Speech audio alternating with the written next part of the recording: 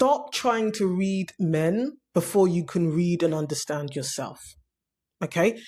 Part of the reason why a lot of the dating advice out there, and here's the thing, I always am very clear, I'm not a dating coach, not giving advice about dating. We focus here on self-authority, psychological adulthood, and ethical agency. That is what an unpunishable woman practices over and over again, right? So a lot of the time, when you are receiving a lot of dating advice and relationship advice more generally, especially when it comes to navigating men, the problem with that advice is that the man and the securing of that man is the nucleus, and you're orbiting around that. You're orbiting around your desire for the man plus his desires. Do you see what the problem is with that? Because your self-authority, psychological adulthood, and ethical agency should be the nucleus. And you should be orbiting around that. And this is the major problem. And when I say this, don't ever get it twisted. I'm not talking about the dating advice that says you should put yourself first. No, because even that's a bit nonsensy. What I'm talking about here is the fact that before you try to invest time and money in learning men, you need to know yourself as an adult human being that happens to be a woman. This is why I'm always talking about the fact that men cannot hold a godlike status in your identity, in your mind and in your heart and in your body. Your nervous system cannot be oriented around the desires of a man, either your desire for one or his desires. And the problem is a lot of women, you're drowning in both. You're drowning in both. And the truth of the matter is a lot of this is learned the hard way. So I'm going to start by saying that. Unfortunately, given we're human beings, we're not more smart or less stupid than men. As women, we're human beings. We often have to learn some of this stuff the hard way. And a lot of the conversation I'm seeing at the moment around consent, coercion, etc., it highlights to me more than anything because, there are various takes that I've seen and I've watched and listened to quite a few. Some of it is disappointing to hear people talking this way. Some of it is sad. Because what I observe is that generally speaking, women and men have gotten to a point where they really don't understand dignity. Like dignity is not valued. And respecting someone is not valued at all. It's like anything goes. And so now you've got people doing Sudoku philosophy. Sudoku Rubik's Square philosophy over what really does come down to dignity and respect. And this makes me very unpopular at times when I talk like this, because you see, the irony of it is that people would prefer to kind of learn the ways of men, learn how to, tap into the supposed upside of the current dating culture that we have, instead of prioritizing psychological adulthood, reaching a place of emotional maturity within yourself where you've got solid self-respect, solid self-esteem, and prioritizing that. Because when you do that, there are untold things that people can attempt, suggest, request, require that will quite simply never even percolate.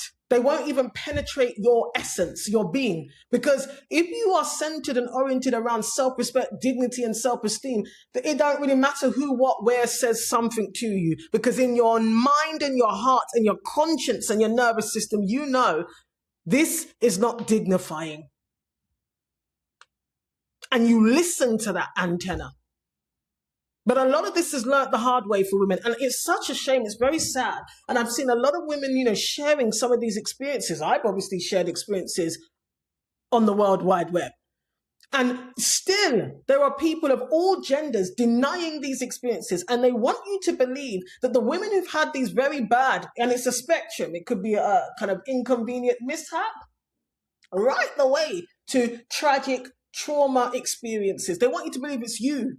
There's something wrong with you, you see. And then also you have to be careful about the intellectualization of certain habits and ways of being around people that are just downright disrespectful and undignified. You don't need a PhD to know this. But you do need some self-respect and self-esteem. And I'm saying that to you as somebody who I had to work on the self-esteem part in my early 30s. Because that was where the gap was, you see.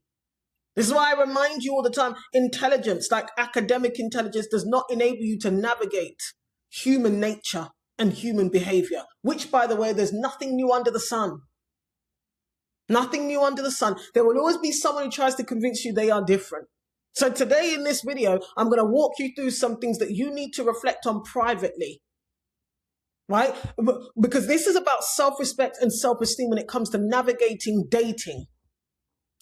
And you know what? I was about to say, especially if you're a heterosexual woman, because I understand there's plenty of people often who watch my videos and will say this applies in queer relationships too. And I do understand that. But actually, you know what? You're right in this instance, because some of the things I've seen online recently where you have people from the queer community saying this is just a heteronormative problem, as if they are morally superior and they treat people better in queer communities. That's not the case. Human beings are human beings. And I have seen firsthand in the comments under my videos around coercion, consent, arousal, penetration, whatever I've talked about along those lines, there are people of all sexual orientations sharing experiences they've had that have stayed with them.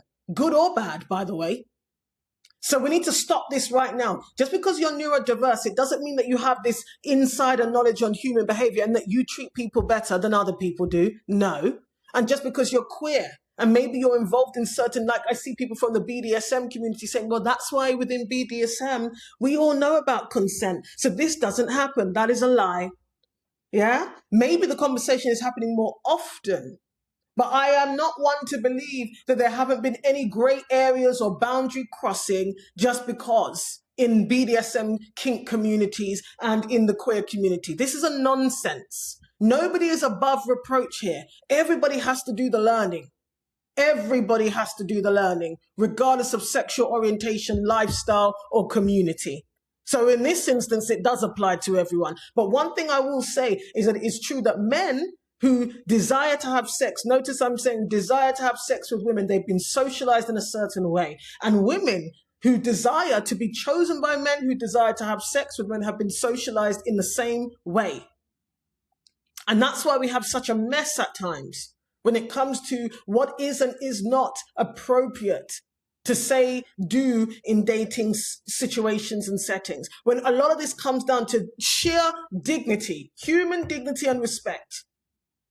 That's what it comes down to. And the truth of the matter is people find it very difficult to respect people. They don't want to have to do it. And they're going to find every way not to, by the way. That is why you've got these intellectual people, supposedly intellectual, intellectualizing coercion and consent. When really and truly, if you're a decent human being, you will find a way. You do not need to have a degree or have worked in domestic violence and all of these areas before. You don't. If you are a genuine, sincere person, you are going to seek to understand the person that you are seeking interaction with. So I'm going to go through some things because I see some nonsense on here. I really do.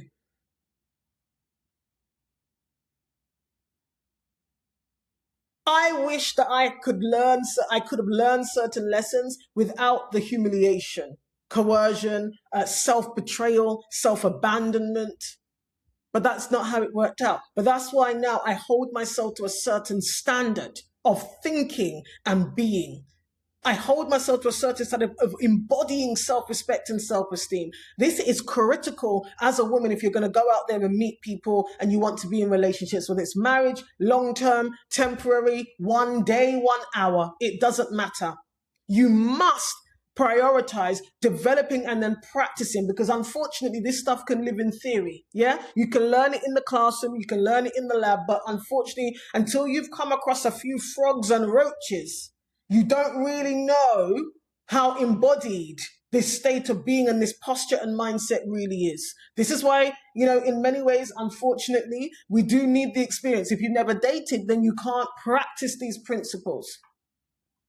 Okay, some things have to be learned in the wild. Now, that does not mean you leave yourself completely vulnerable, but I'm saying some of it does have to be learned through actual practice. You can't just sit at home and journal. And this is the other thing. Some of the people I see online talking about consent and coercion and all of these things, they don't have some of the experience that you would think that they do. You see, and we live in a world that wants to say to people all the time, you're triggered, you're traumatized, you need therapy. I see it underneath my videos, which is funny. It's very funny.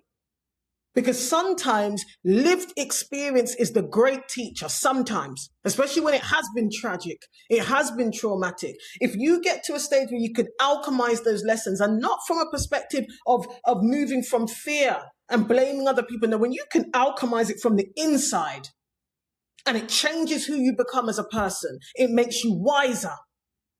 I'm not going to say stronger because it's not required strength in all of these areas, but wiser. But you don't doubt yourself, because 9 times out of 10, when women in particular find themselves in certain situations, there was a point between point A and Z where they doubted an instinct, a gut feeling. And they allowed themselves to be convinced, to be persuaded, whether it was by that man or other people on the internet, to doubt that gut feeling that was sober, that was measured, that said, you know what? This isn't going to be safe for you. You may not feel good about this decision tomorrow or the next day. This is why you have to work on that solid knowing of self. Instead of trying to learn how to read men and prepare for every scenario you can never do that. But learning yourself and where the gaps are, where the weaknesses are, and doing the work to plug them, and then allowing life. So you have to practice these things in life so that you think, oh, okay, that was an area I could have done better on. Oh, I see now. I can look back and reflect where I was at and what was going through my mind. And the reason why I accepted that, the reason why I believed that, the reason why I still went and did that, even though I wasn't sure. Or maybe you genuinely wanted it and you desired it. But you can look back and reflect, where did that desire come from and where did it get you to? So never be afraid of people telling you, oh, you're triggered, it's because you're traumatized that you talk. No, if you're alchemizing it and you're learning from it and it's turning into wisdom, you can be triggered. Let it be a lesson to you. Don't ever feel shame to hide it. I don't, because I can tell you there's a lot of things now in my life that exist because I faced those experiences. I didn't hide from them, and I don't allow other people to shame me for them. Do you see where I'm coming from here? You see, I'll give you an example before we really get into it. But one thing I don't do is invite men to my house. And I do not accept a request for a man to come to my house. That is wisdom and lesson learning. Because here's the thing, I will say this. Let me tell you something, yeah? I saw some foolishness on TikTok this week where, a man said that he wants to cuddle. When I see that, I laugh. A grown adult man says to you that he wants to come to your house and cuddle.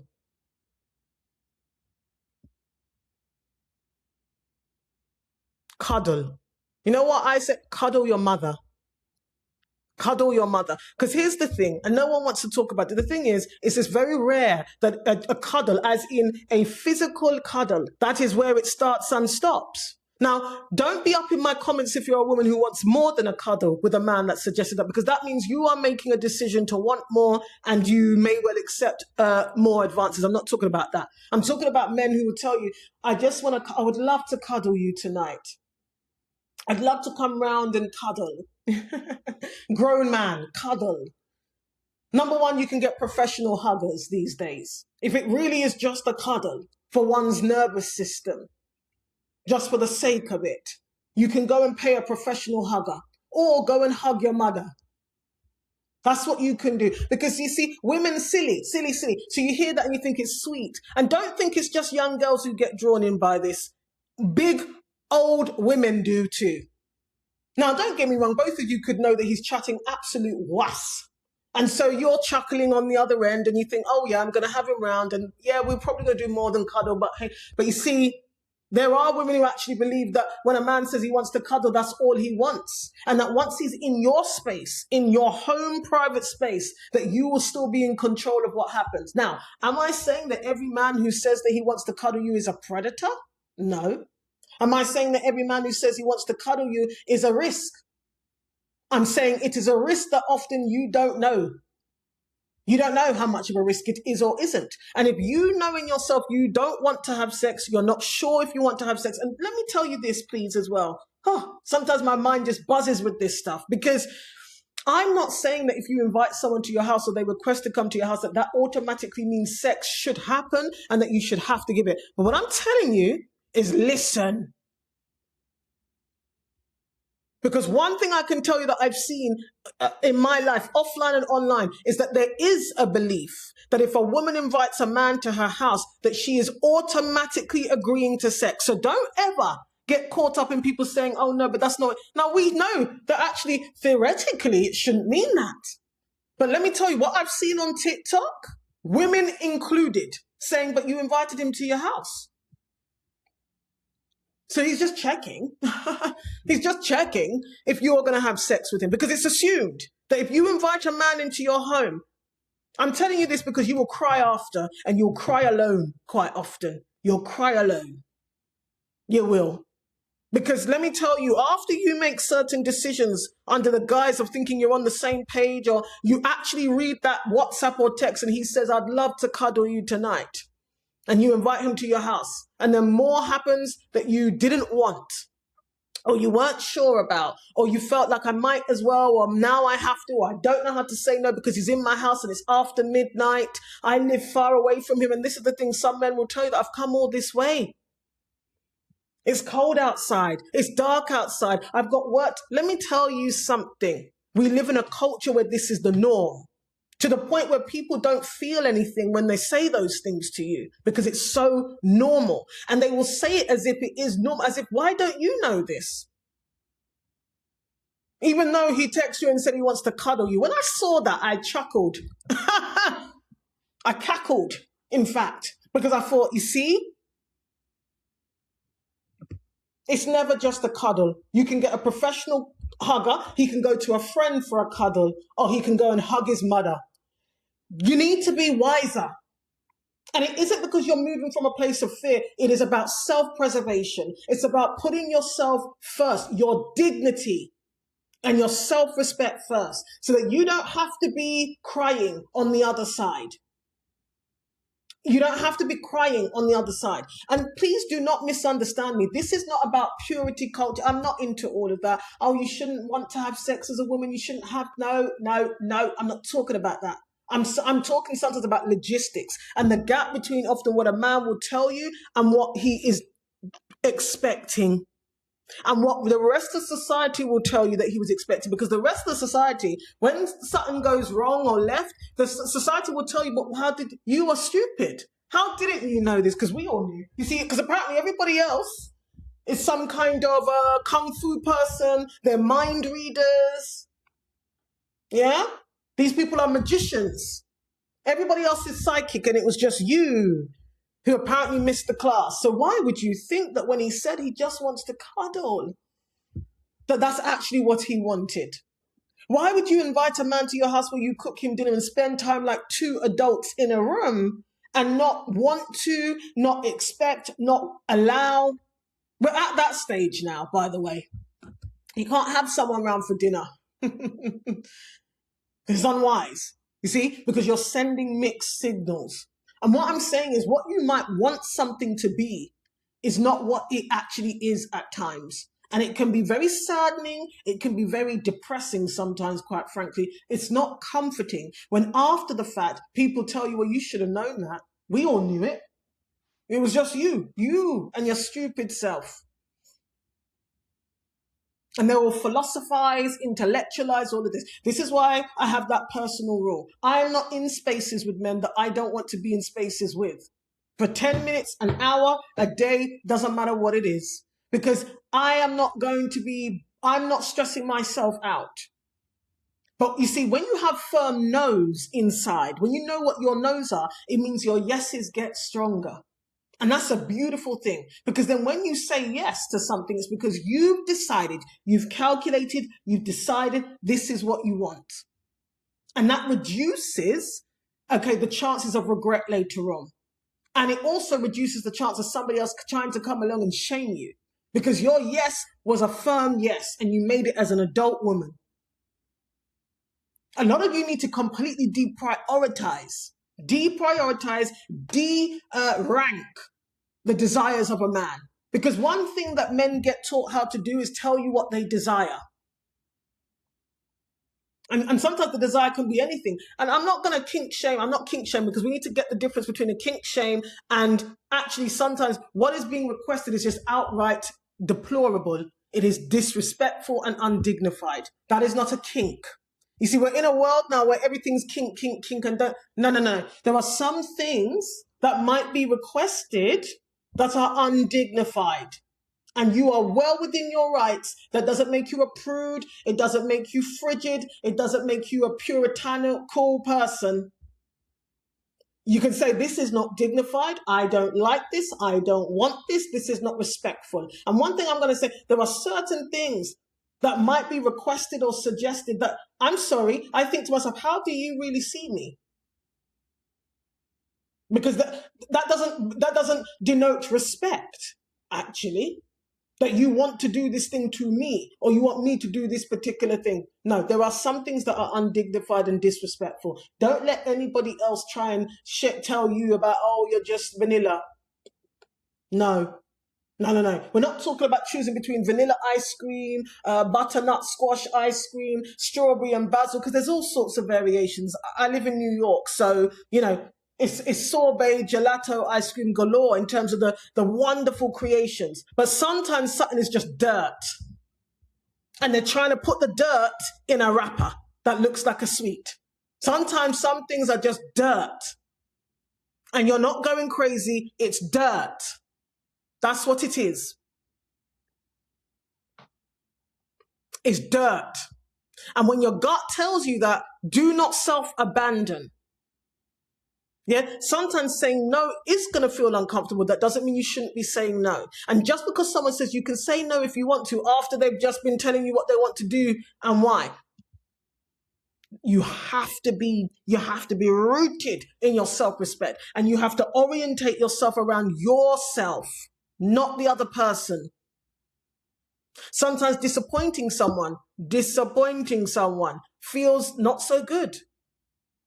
Yeah, every decision you make won't preserve your comfort. And this is another thing. You think that when you make decisions that protect you, that dignify you, it's always going to feel comfortable. It doesn't, not in the moment.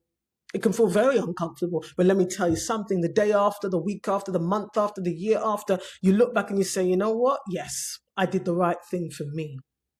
It felt uncomfortable in that moment. Yes, he huffed and he puffed and he sighed.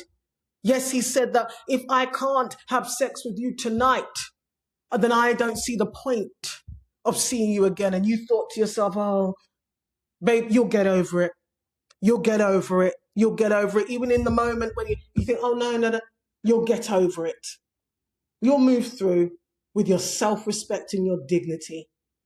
The other thing is as well, I see how people try to be quite clever, because what they do is they interchange sex, intimacy, and connection. I've talked about this before. They are not the same thing.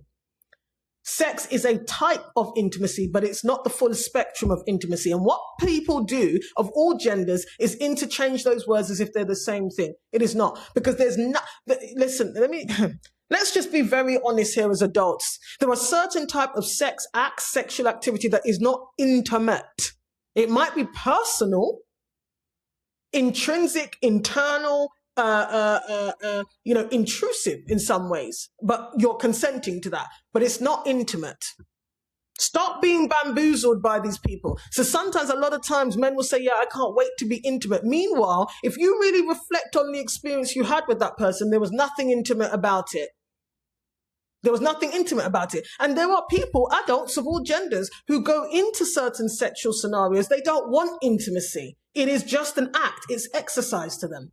Do not let people bamboozle you by interchanging these words. Oh, I'm seeking connection. There's no, don't annoy me. Yeah? Because there's a difference between literally putting a plug into a socket. That's a connection. But if the electricity isn't running, it's not the same type of connection, is it? I would say that intimacy is the electricity running. You see? When you put the plug into the socket. But what they're saying to you is, I just want to put my plug in your socket, and then they're saying that that's intimacy and connection. It is not. The other thing is, do not get bamboozled if someone says, I want to see if we're compatible for a relationship. You see, again, I'm always talking about the difference between what we're sold and told and the reality, the invisible contract. There are people in marriages who don't feel connected, but they're having sex. There are people in long-term relationships having sex, don't feel connected. Likewise, believe it or not, there are millions of people in marriages who feel very connected to one another. and then not having sex. So if someone says to you, I need to see if I'm compatible with you for a relationship, and that is why I need to have sex with you as early and quickly as possible, you need to think about whether you are aligned. Because if you have that belief too, by the way, if you think that you can honestly measure and assess long-term relationship compatibility by having sex early and quickly, if you believe that too, that's okay, because then you're on the same page. One thing I will say to you, though, is anybody, regardless of gender, who just wants to jump right in, given the fact that we know there's an orgasm gap, given the fact that we know that women's pleasure is often deprioritized in these heterosexual dynamics in particular. So a man that wants to have sex with you early and quickly after having laid no groundwork, mind you, he's not seducing you, he's not romancing you. And when I say romance, I'm not even talking about dates and gifts. I'm talking about even just some type of sensuality. Foreplay. Sometimes you can tell by the way a man eats his food, the way he does or does not use cutlery, and the way he drives, for starters.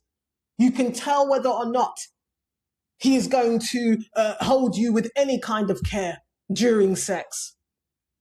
So somebody saying, I need to have sex with you. I need to enter your body quickly and early to assess relationship compatibility. That is a nonsense.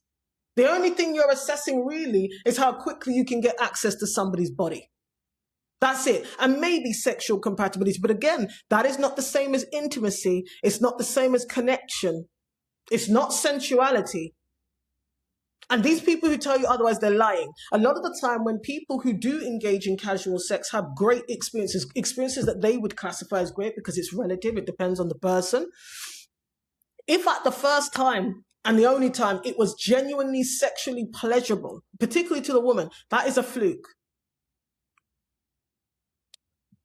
Because there are women in marriages and relationships having sex with one man, as society says they should only do, and they struggle to have orgasms. They struggle to, experience pleasure. So what you'll find is casual sex more generally, you can do it for a number of reasons. And there's a difference when it comes to casual sex or any kind of sex, actually. It doesn't even matter if it's casual, okay? But there's a difference between best sex, fun sex, adventurous sex, thrilling sex, and pleasurable sex. That almost is its own category. And what you'll find is men who just want to enter your body without doing any groundwork to get to know you and show interest in you as a human being, i.e. dignify you as a human being and see you as something more than just an object that is going to be in the room that they will use, okay, to seek release with your body. It's not an experience. It's not mutual. This is why I always cackle and chuckle when I hear a man use the word intimacy. Because how intimate is this really going to be? Or is it just sexual activity? Is it just really a plug being put in the socket, but no electricity is flowing? Do not let people interchange these words because it's deliberate, but they are not the same thing. And any adult worth their salt knows they're not the same thing. Right? You will have married couples say that they have sex just to get it over and done with. Go and speak to those couples who are working on fertility. They're trying to have a baby. Do you think they will tell you themselves that the sex becomes a chore? It becomes a thing that needs to be done at the right time in the day, in the month, to conceive. So the reality between human beings is far more varied than we like to admit. And so when a man is telling you he wants to come and cuddle and be intimate, 9 times out of 10, that's not it, especially when you just met him. No. No, wake up. Because otherwise what happens is you can experience this over and over again. And over time you begin to normalize it. And so when a man sends you a voice note and says, I want to know if I'm coming over tonight. And I'm paraphrasing. Oh, I need to have sex with you, or I want to have sex with you so that I can see if we're compatible for a relationship. I'm not somebody who uses curse words really, but you can sub in whatever word because that is some nonsense. That is what that is. And we've got to a point where we've normalized such disrespect that when a woman says that it's a problem for you to even say it's disrespectful. And one thing that we have to be aware of is the fact that, There are women who've had very bad experiences because they doubted themselves, because they rationalized what was happening, and because they did not really listen to what was being said. Women going into situations and, they're expecting, they're desiring intimacy and connection, or at least some mutual sensuality, and it doesn't. You see, a man like that is not thinking about your pleasure. He's not thinking about your needs. He's not prioritizing your needs. He's thinking about what he wants, his own desires. And as women, as adult women, this is why it's so important to relocate authority. Your desires should be your priority. You should orientate any interaction with a man around your desires. You should be practicing psychological adulthood. Just because your body is of a certain age, just because you're biologically adult, it doesn't mean you're thinking like one. So you need to move from that place, as opposed to letting a man direct the direction of your interaction based on his desire. Because 9 times out of 10, they're not asking about your desires. They're not prioritizing your pleasure. And a lot of the time, when somebody is propositioning you, and I'm not including people where you're both on the same page and you're saying, this is just a one-time thing, there's nothing else to it. And even then, within that, your pleasure matters, by the way. You see, and the thing is, anyway,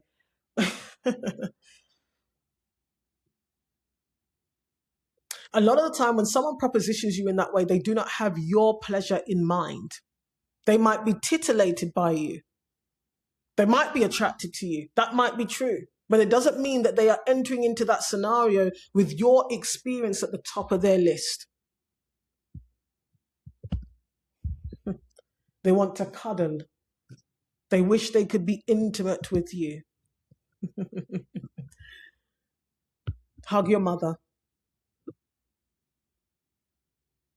And just because somebody tells you outright what they want, communication is not the same as character.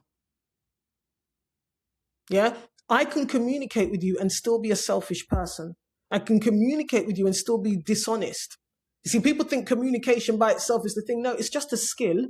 It cannot be divorced from character. It can't be divorced from character. So someone communicating clearly, repeatedly, does not mean they are of good character. They're not. It doesn't mean that they're acting in good faith. So communication can't be the standard. Yes, someone merely telling you what they want is not enough. Because if you're moving from a certain place of rootedness in yourself, it doesn't matter what they want. What matters is what you want and how you want to be dealt with, how you want to be treated. That's what matters first. And you don't divert from that. Even if that means you're saying to someone, you know what, this isn't for me. Yeah. Now, let's not be silly here, because I see a lot of people saying that you can just simply block someone, if they make a proposition over the phone but the point is, it's not just about whether you can block them. The point is, these experiences stay with people. Whether you end up meeting them or not, they stay with you. And actually they teach you things. And so it's okay for somebody to have an experience with someone and want to talk about it within themselves or with a trusted friend or wherever. Okay, you can block them and still reflect on it. Don't let people shame you. Because what happens is this behavior then becomes more and more and more part of the culture. And now we live in a time where even women will get up online and tell other women you're being too sensitive. This is just the way it works. No, it doesn't make it right.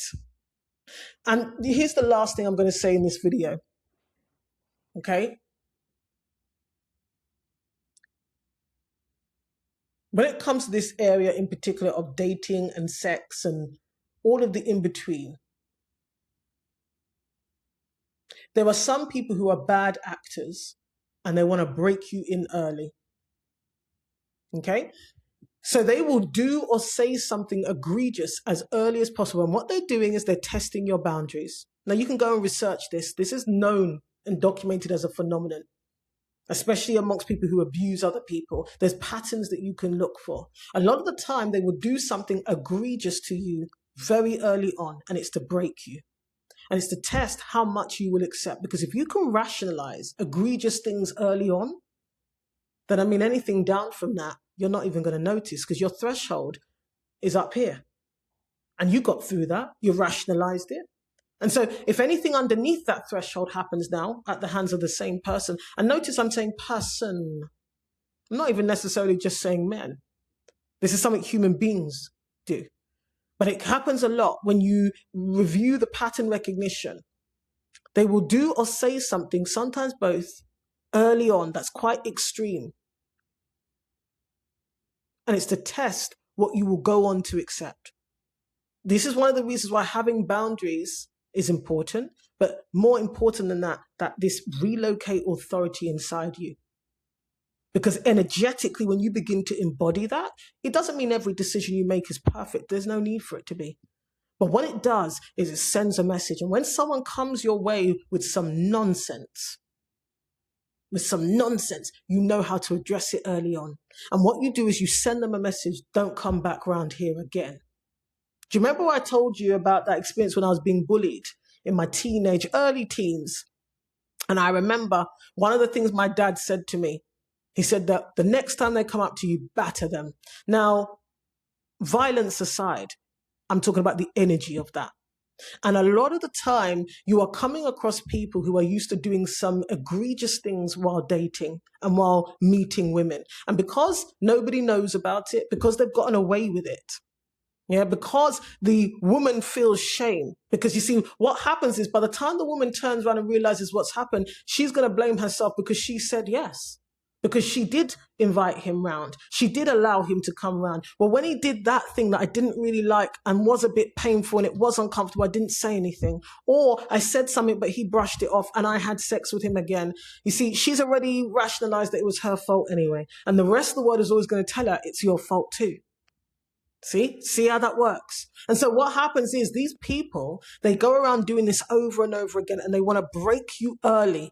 This is why I'm saying when women try and make out like, oh, he didn't really mean it, he doesn't understand, he does. He does. But what he also understands is that the world is never going to be on your side. Even your mum might say to you, well, what did you expect? You see, some, learned intellectual woman on the internet is going to say, well, this is consent. He communicated. If you're not a big girl, then you shouldn't be dating. Obviously, you're not ready to date yet. If you don't know how to say no and feel strong in yourself, someone's going to tell you that you should. He knows that. He understands that. You see, men go on that they don't understand the pressures women are under when it comes to sex and dating. They go on that they don't understand at all how misogyny works. That's why there's certain men, types of men, misogynistic men. There's certain types of women they don't do this stuff to. Do you remember I told you how green I was? Naïve, good-hearted, full-hearted. I laugh sometimes when I look back on my former self. Because I know those men must have thought, get a load of this one. Where did she come from? Couldn't have bargained on this. When you go to the supermarket and you're looking for that thing and it's on the shelf, you think, my goodness, what a bargain. Get in there. And I'm not saying it because I was more special or morally superior. I was just very green, very honest, very new. Very new and therefore very transparent. I had tells. Not anymore. And that is why from early on, you've got to lay certain things in place. And it's not about controlling them. It's not about manipulating them. I don't spend all my time trying to understand men and read their ways. No, I invest in knowing myself, self-respect, preserving my dignity, preserving my self-esteem, orienting my life around myself, my desires, my wants, never questioning what place that should be. Nobody else has authority over how I see myself. So it means that when I come across men, whether it's in my professional life or personal life, they're not going to destabilize me. Because I've committed to being number one. I am the nucleus, not his desires. I couldn't give two hecks what he's thinking. And it means in whatever situation I'm thinking, what do I want? Who am I? How do I want to feel about me? Tomorrow, next week, next month. And that way, when you make decisions, whatever the decision turns out to be, you can stand in it. You don't need a friend to come along and say you were right. You don't need your mum to understand where you were coming from. And you don't need the internet to tell you, yeah, you really were. No, because you know in yourself. You know why you made a decision, and you know who you are. That part is still solid. And so you have to work on yourself. It's not about trying to understand every scenario, everything that could go wrong. That's a waste of your time. Because, you know, like just anything, it morphs into new things. Look how many types of flus there are. These things mutate and evolve into different things. The same with human behavior. So if you spend all your time trying to read men and how a man thinks, and this is why he says that it don't matter, you should be the nucleus. That is what you can count on, is you. And if you're listening right now and you think, I don't trust myself, good. Let's start from there. Let's get honest. Is your desire for him or a relationship stronger than your desire for self-respect, self-esteem? Because that's where we need to start. We need to be honest. And when we start there, now you've got a chance of navigating this life. And navigating men and dating, particularly if you are heterosexual. I can't encourage you enough. This is why there's the free Invisible Contract Foundation framework booklet somewhere in the description. Start doing this kind of work. Relocate your authority.